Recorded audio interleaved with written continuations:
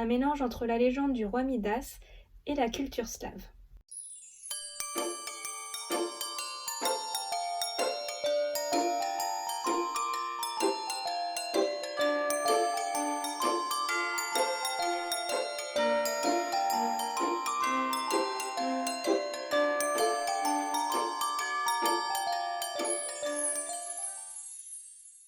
Bonjour amis des livres, c'est la chaîne du Cactus qui lit et aujourd'hui je vais vous parler de La fileuse d'argent. La fileuse d'argent est un roman de fantasy écrit par l'auteure américaine Naomi Novik. Il a été publié pour la première fois en France en 2020 chez Pygmalion, puis il a été édité au format de poche en 2021 chez les éditions J'ai lu. Myriam est une jeune fille juive dont le père est prêteur, mais celui-ci est trop gentil pour ce métier. Il n'ose pas aller demander le remboursement des prêts ou encore moins qu'on lui paye les intérêts. Les autres villageois s'enrichissent sur la famille de Myriam alors qu'eux vivent dans des conditions misérables. Lorsqu'un hiver terrible s'abat sur le village, que sa mère tombe malade, Myriam n'en peut plus, elle décide de prendre les choses en main et part demander des comptes à ses voisins. Au fur et à mesure, elle commence à récupérer son argent et même parvient à le faire fructifier. Mais des rumeurs commencent à circuler sur elle, comme quoi elle serait capable de transformer l'argent en or, et cette réputation va tomber dans l'oreille du roi d'Estaric, le roi d'un monde mystérieux et glacé, et celui-ci va aller à la rencontre de la jeune fille pour lui lancer un défi. Avec la fileuse d'argent, Naomi Novik nous emmène dans un monde enneigé, ses descriptions nous plongent dans la rudesse de l'hiver, ses dangers, la famine, la maladie. Si le début du roman commence avec Myriam, deux autres personnages vont venir compléter la danse et les points de vue vont tourner entre ces trois héroïnes, Myriam, Wanda et Irina.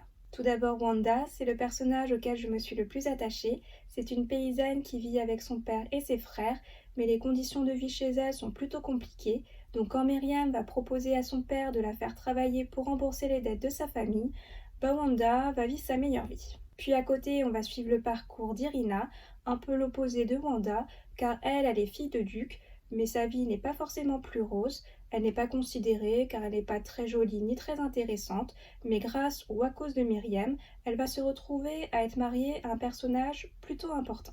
Myriam est donc l'élément déclencheur dans le destin de ces deux jeunes filles, mais elle aura ses propres problèmes à régler car elle va attirer sur elle l'attention du roi d'Estaric, un peuple mystérieux et attiré par l'or. Tout comme Déraciné ou encore la trilogie de Catherine Arden, La fileuse d'argent s'ancre dans un univers de contes avec une ambiance proche de la Russie médiévale, une lecture idéale pour la saison de l'hiver. Une atmosphère glaciale et envoûtante, agrémentée d'une petite dose de mystère avec la magie ou encore la présence d'Estaric, un peuple qui fait grandement penser à celui des fées, avec leur attitude ambivalente ou encore leur logique bien différente de celle des humains. On baigne dans les légendes slaves comme le Chernobog ou les Copex, mais ce récit met surtout en valeur ces trois personnages féminins, et ce que j'ai aimé chez elles, c'est qu'elles n'ont rien d'exceptionnel.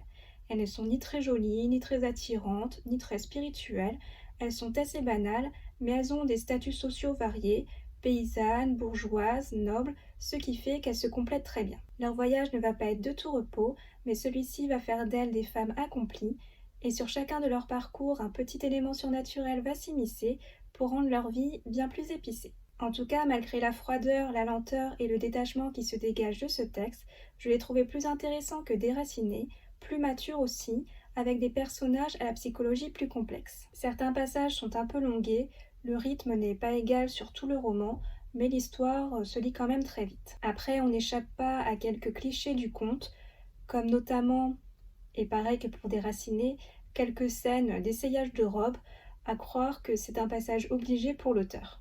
Puis une dernière chose qui est un peu bancale, c'est l'apparition vers la fin du roman de points de vue supplémentaires, comme celui de la nourrice d'Irina ou encore de l'un des frères de Wanda. Ça aurait pu être intéressant, mais le fait qu'ils arrivent si tardivement dans l'histoire est un peu surprenant. En conclusion, La fileuse d'argent est un beau roman si vous cherchez de quoi voyager en hiver, des légendes russes, des créatures de glace, un univers de contes avec une interprétation plus féministe. L'histoire est assez lente, mais la culture slave et le merveilleux y sont bien représentés. Voilà, cette vidéo est terminée, je vous remercie de l'avoir visionnée. Si vous avez lu ce livre, n'hésitez pas à me donner votre avis dans les commentaires. Et si je vous ai donné envie de le lire, je vous souhaite une bonne lecture. En attendant, si vous souhaitez faire plaisir à Cactus, n'hésitez pas à liker, partager ou vous abonner.